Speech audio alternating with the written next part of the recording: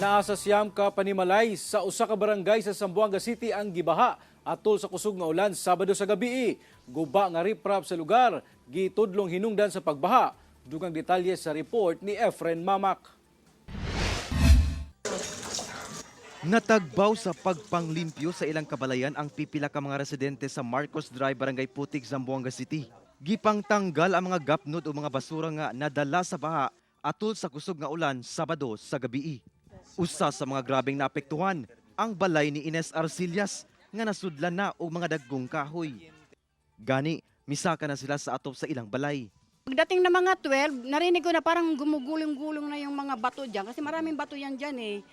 Nakita ko, tumaas na. Yung kahoy na ito malaki, bumangga dito oh. Kaya yung manig na yung bahay namin. Kaya umakyat kami doon sa taas ng bubong. Atol sab sa hitabo, walay nasalbang gamit sa balay si Carmen Kalungsod. No pwede masyusakal mga kwan, karga alya. No pwede, todo katal gamit gani diyan. Kaya miro ilagwa, alio ese parte, alio dul alto e gayot. Na no yung cosa pwede ase, karga lang niya ko na dimio dos apo, dimi marido, kwan bakel, disable.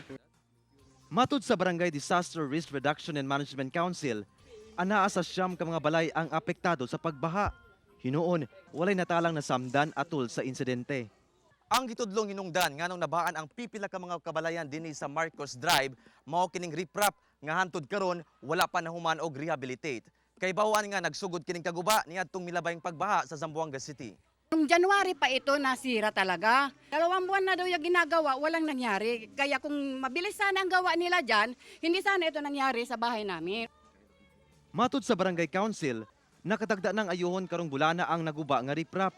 Nakatagda sab i-relocate sa LGU ang halos 90 ka mga apektadong magbanay o 200 ka mga individual, ilabi na katong namuyo daplin sa suba. Kaya city, kaya dali kami namang communication, kaya sorbe sila si. Akal na kanto Rio, man-relocate kat kanila. Identified agad sila.